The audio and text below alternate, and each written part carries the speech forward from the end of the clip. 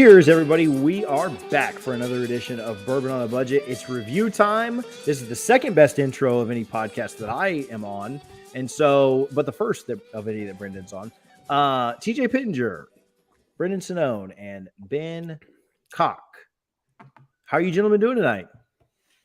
Good. Hey, you know what? My other podcast intro song is actually the only intro song that has whiskey in it. So I think that's the superior one, probably the most appropriate one. It's not even for a whiskey podcast, though. I don't know. What do you mean by that? What do you mean? It's the only one that has whiskey in it? Early times and name cheer of it. wine. What? It's about getting drunk off early times of cheer wine. It's everything. It's the whole essence of the song, TJ. Anyways, I'm good. Ben, how are you? Oh, I'm doing great. Good. I'm doing great. That's good. My other podcast just starts straight cold open. Ben, what would your other podcast hey! be? If you had to start your own side podcast, your sodcast, if you will, what would it be? Ooh, Sodcast is good. If FSU ever needed another podcast. Okay. So I'm going to trademark that real quick. They definitely don't need another podcast. Too many. If I make another podcast, it would either be probably on personal finance. I was going to say it'd be the stock market, I'm sure. No, not stock Heavily market. Personal influenced. finance. Personal finance. I'm really getting into watches right now, so I'd probably maybe look at doing something like that. That'd be fun. Is there a market for watch podcasts? Yeah, there's a whole market. Only if you have the time to listen to it. That was good. Gosh. That was good. We would call it. What would the name of the podcast be? For watch. I don't know. Time to listen. Oh, there you go. I mean, that's it. Hey, all right. What about Watch Your Cock for Ben? Cock time. Ooh, I think that could get. I think it'd be tough to get that approved for all family audiences and stuff. This is the last name. Okay, speaking of good podcast name, people that are listening to this that are FSU fans or on your message board, they'll get this. Nobody else will. But I went to dinner with Josh Newberry last night, and we were talking about if he was to ever, basically the same idea. I don't know how you guys are in my brain, or if this is just deja vu or what. But basically, if he was to ever start another podcast, what would the name of it be? And you know what I came up with? The Blunt Edge with Berg. Get it? The Blunt Edge with Berg. Please continue to elaborate. Does he do a bunch of weed? Yeah. Does he do a bunch of weed? You are white. I mean, does he do it's a white thing. Is he friends with Mary Jane? Does he smoke the devil's lettuce? Yeah. Does he do a bunch of weed is definitely the title of the show. Actually, it's not, because this is review time. We've wasted 3 minutes. Is that a weed? I'm calling the police. Lay off the weed. Stephen A. Smith. I remember my first weed. Okay. Gramco. What are we reviewing today? We've got a review on. Look at this. All right, let's get to it. I can set this up here. Look, no hands. All right, so we are reviewing. Doing our draft a week ago, we kind of realized we've done a lot of budget bourbons, but like that $35 to $45 range of bourbon, like that next year, we've only done a handful, and a lot of them suck. So I was trying to expand it a little bit. And those suck too, though. Yeah, I'm not feeling great about the first sipper, to be honest. I was like, why did he lead with that? This is Knob Creek. It was not an age statement bourbon a couple years ago. Now it's a 9-year, 100 proof whiskey from Jim Beam. Knob Creek. It's about $35 MSRP, which is, we're talking about 9 years, 100 proof. I mean, what a value. It's hitting some potential value points there. So I had the mash bill in front of me, guys, but I think I lost it. I clicked out of a lot of threads earlier. So if I can just talk quickly enough to potentially get there in time as it loads. Ah, yes. 75% corn, 13% rye, 12% malted barley. Oh, that's a little higher on the barley than I would have expected. Lower on the wheat too. Oh, they should do a weed, like a marijuana. Wheat. I said. Oh, so I guess we know where my head's at. The Blunt Edge with Brendan. You weren't that impressed with my Blunt Edge with Berg. It was okay. No, it was solid. You overhyped it. He's a blunt person. It was good that night. It was good last night. That's what she said. Both people at the table liked it. That was funnier. So that was good. Thank There's probably interesting. Pity laughs. All right. So nose on this is nice. I've been nosing this thing for a little bit. And I think it's not that bad for $35. I think it's actually really pleasant.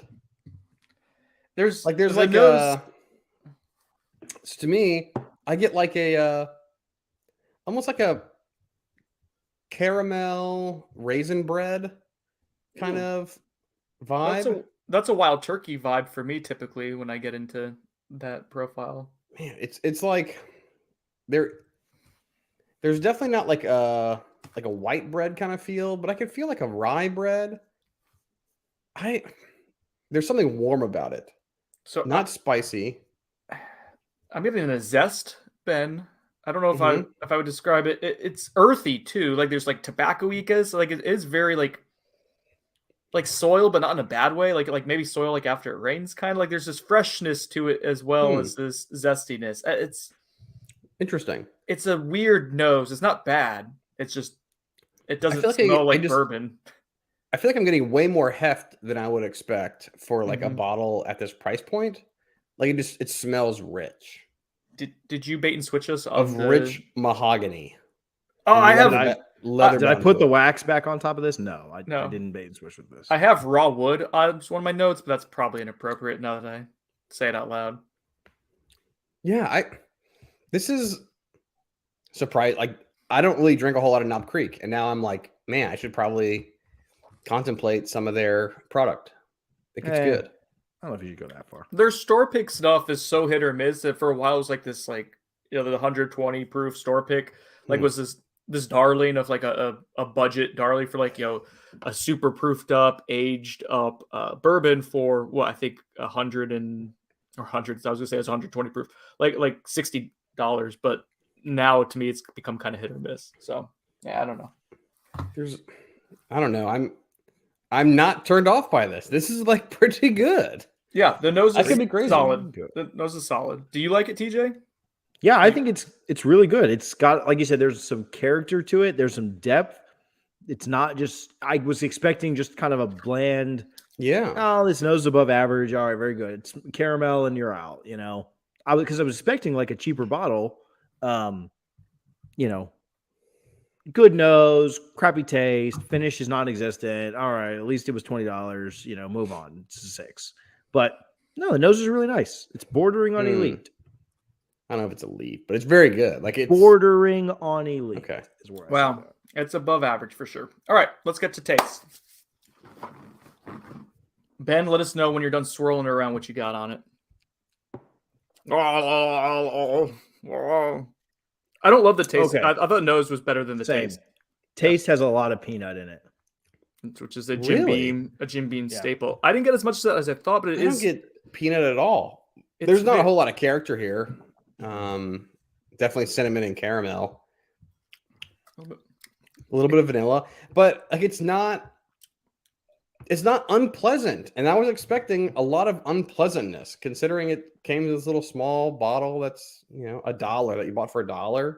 Oh, and at 100 proof. I've had way worse stuff for the same value here. I feel like it's 2 ounces for $1 that TJ gave it. This is, for what we got these little samples, it is valuable. Like this is better than what you would normally expect at the price point. But I don't factor price in throughout the entire review like some people do. Okay, well, people are idiots. So 50 milliliters is actually 1.7 ounces. Oh my god! Oh my god! Know. So don't inflate the value so much from that 0.3. It tastes a lot of dirty. spice. It tastes dirty to me. Like there's like this earthy, dirty. Yeah. Really, I don't get this earthy vibe that you guys are picking up. That I haven't drank whiskey in about a week. So maybe we're just getting all that. I mean, it's got the nice burnt like sugar and caramel. Like it's not unpleasant. Yeah. It's not. It's very pedestrian. It is not. I'll use quintessential. It doesn't taste super bourbony to me too. Quintessential. So it's not like I like pedestrian though. All the normies, they can get a good bottle for $35. This is always in a store. Yeah, super readily available. That's true. Know? Yep. I would take this over Elijah. You know, at the same price point. Should I pour Elijah to do a little sidey by sidey? Yeah, I'll get that. I feel like the Elijah would have more. It'd be more bitter and more peanut than this would. Really? I don't think Yeah. that knows what he's talking about. I don't think more peanut. No. Man, I don't get any peanut from this. I think y'all are crazy. I think this vibe is wrong. Finish. Your vibes were off at Applebee's. Yeah. Finish doesn't stick around by any means, but again, not unpleasant. It's like I drank it and then now it's gone. There is no finish. It is just whiskey, and then there was whiskey there. Period. I'm proud of the fact that I don't own Elijah Craig, so I can't just go. I know. pour this, I can't go grab it. I have no idea where this is. I think I bought this for our review of it like 8 months ago, and Yeah. this is how much I've drank in. Yeah, I'm glad I didn't do that. There's no way that Elijah is going to outshoot the Knob Creek. I don't think. It might though. This Based is on my not good. history. It's you're not gonna like this word, Ben. It's smoother. It is like more just like What's the proof on the Elijah? 94. 94. Okay. Well, The Knob Creek I yeah. prefer. The Knob Creek's got more character to it. Yeah. I think if you're just getting into bourbon, I think Elijah Craig is probably like it's like a little slightly watered down bourbon. Oh, well, cherry, let's go straight cherry, Basil Hayden. vanilla. Why don't you go to Basil Hayden? You know, You're really getting into it. Eagle It's not- Rare that's- is delicious. Yeah. So I don't know. I feel like this is good. This is not bad. I bet you this would be solid with a cocktail Flavors- because it's got some character to Yeah. it. Yeah. It's not great though. Like you're never picking this up and drinking this. I think a cocktail's a good idea though. 100 proof, got a little bit more It's character, tough. not so It's bland. tough at cocktail range though. I can 35? I don't mind that. Yeah, I mean every Old Forester 100 Old Forester at 100. 25, Wow, $10 less. That's you Such a can't- good pick. Such a good pick, Ben. What a great draft pick. Old Forester Just 100 saying. is. Just saying. Well, that's a good It's hard point. to- So hard then to get away I'm from so that, you know? okay. Well, then you just convinced me to never drink this. So Yeah. I'm just saying I wouldn't be upset. Like if you're starting a collection, as a beginner, and you were debating between this and an Elijah at the $35 to $40 price point, this is a better option, I would say. Post me a better option at $35 to $40. Four Roses. double rye, double rye. Single Double barrel. rye. I would agree with double rye. Four Roses single barrel. That's only a That's like Costco. a- that's- It's a- yeah, it's it's It's about $50. $40. No, you can get it like at 40. No, it's you use $45. That's All $45 right. more. All right. Double rye is an easy one. Other than that, there's not a lot. I'll give you Not a double lot rye. at 35. Yeah, but you're not a rye guy. Or Um, some people say I'm not a rye guy, and so Well, the fact they're that they have a losers. blended rye, then Yeah. I think it's a good option. Yeah, I'm looking real quick just to see what else. Oh, 3-chord could be one that you go No. after. It is not one. I think what we've realized is there's this pretty like the bell curve of it, or maybe it's like an inverse bell curve. It's like there's a lot Yeah. of decent like $20-$30 values out Yeah. there. And then once you get to 60-70, you kind of start finding that interestingness again. The in-between level. Yeah, between not 35 and 45 is tough, man. It A is. lot of people are there. You're contending with a lot Oh, of players. Russell's Reserve 10, one of your favorites. I would probably take that over the Knob Creek at the Mm. price point, right? Yeah, I'll take that Yeah. for sure. You get an extra year. I think that's like 90 proof though. But it is lower proof. It just depends on what you're looking for. This, So, yeah. All right, as we get into the scoring on this is not offensive. There's some character to it. There's an inherent value to it, I think. There's Yeah. something there. I don't love it. I think not offensive is important at this level. Okay. All right, let's get into it. TJ, take us 2 home. points for the nose, 4 points for the taste, 1 for the finish, 1 for cohesiveness and complexity, and 2 for value. Nose. I'll go first. 175. Oh my Wow. God. Strong. I'm going to crucify it later, but Yeah. 175. I think it was really good. Yeah. I think it was better than that the Elijah Craig barrel shrink we had last week. We all gave 1.5s. I think it's slightly better. 1.5 for me. Okay, go with that. I'm going with a 1.25. It's above average. It's, Oh, it's wow. solid. 1.75 is aggressive. Yeah, I thought the nose. I also haven't drank in a week, so maybe Yeah, just me too. anything- Any bourbon smells amazing. You really haven't? Yeah. In about a week. I was in I Las said that. Vegas, so I drink a lot. What did you do this week? Like I wasn't feeling good. That's why I didn't drink. But what have you been doing? Me? Yeah. Oh, I don't know. Just not drinking too much. Just not drinking. He's into watches now, not bourbon. He's starting his side Yeah, podcast. bourbon costs money, man. The Watchcast. Watches Yeah. are free. Yeah. Watch Taste. me work. 4 points. Brendan, start us off. Out of 4, I will go with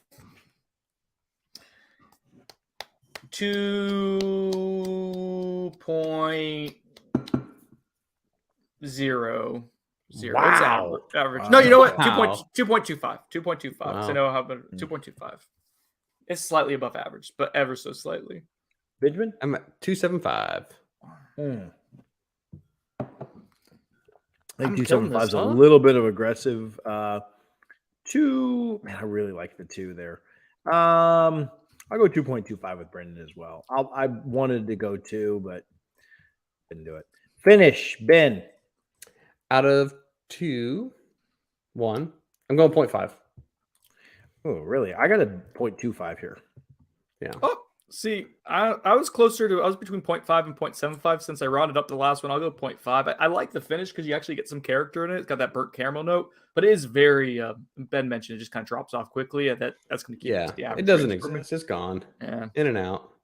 How do you give it a 0.5 then if it's like Because gone? it's not bad. Like it's average. Like if Oh. it's It tastes unoffensive, good. it's I feel like 0.5. it's non-existent, so it's like a 0 almost. Oh no, a 0 would be like something that I hate the finish of. They'd have to finish Yeah. poorly. If like no finish exists, then it's hard for me to give it a good score. Right. If no But I finish see- exists, then it's average. Yeah, I don't know about that. It could be a boring finish that's long. No, there's just a no. What's like the rating- what's the Mean Girls line? The what doesn't exist? The limit doesn't exist. The limit Limit does not doesn't exist. exist. This is your first time. The limit does not exist. That's like, jeez. That's a good pretty that. classic. That's a pretty classic line to not. Yeah, know. that and stop trying to make fetch happen. It's never gonna happen. She doesn't I like even when go. he yells out, "She doesn't even go here." That was good too. Very It's a good great line. movie. It's good. Cohesiveness and complexity.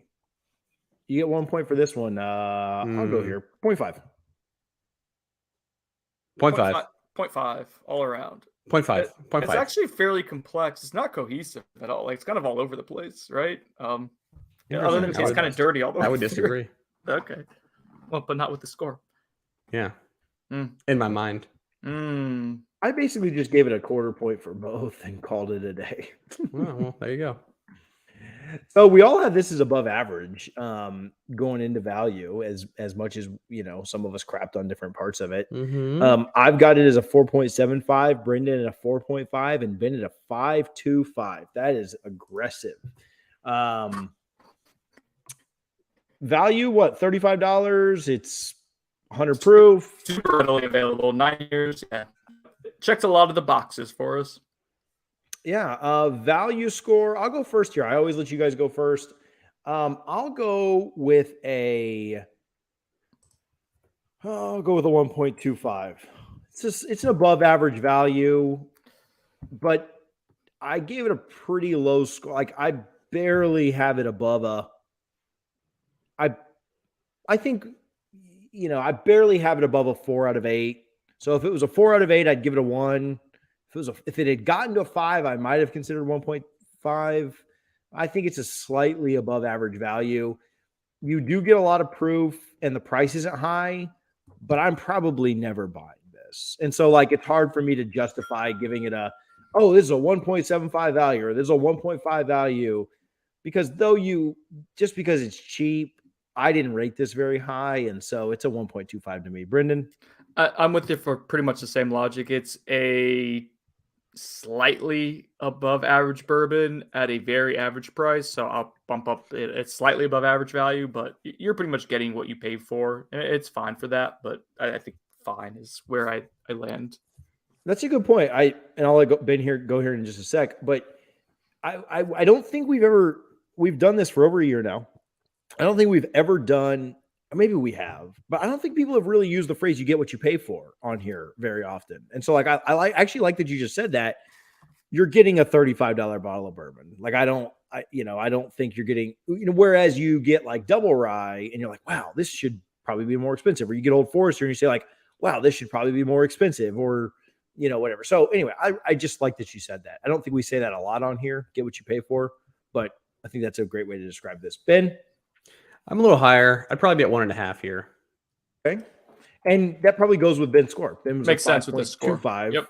Yeah. Yeah. If I was above a 5 and 5 out of 8, Yeah. I'd probably be kind of in the same range. I didn't like it as much as Ben did, for sure. So overall, Brendan at a 5.75, me at a 6, and Brendan at a and Ben at a 6.75. The average on that, let's see how fast Excel can move, is a 6.16.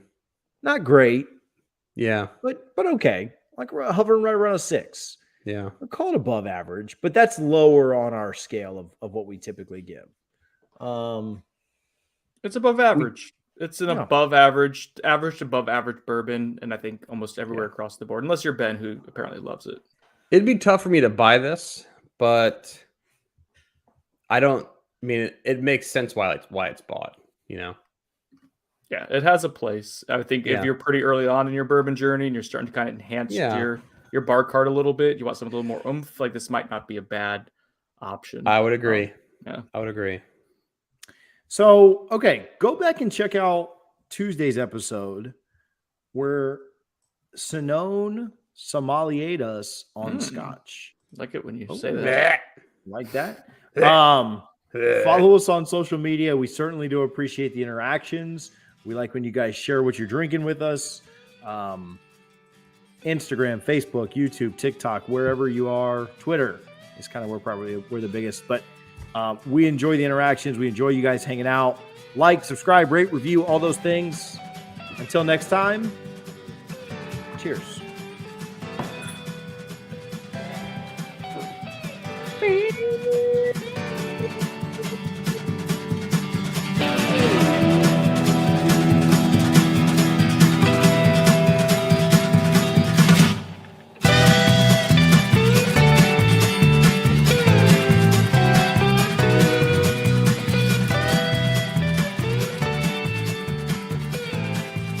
You like that, Brendan?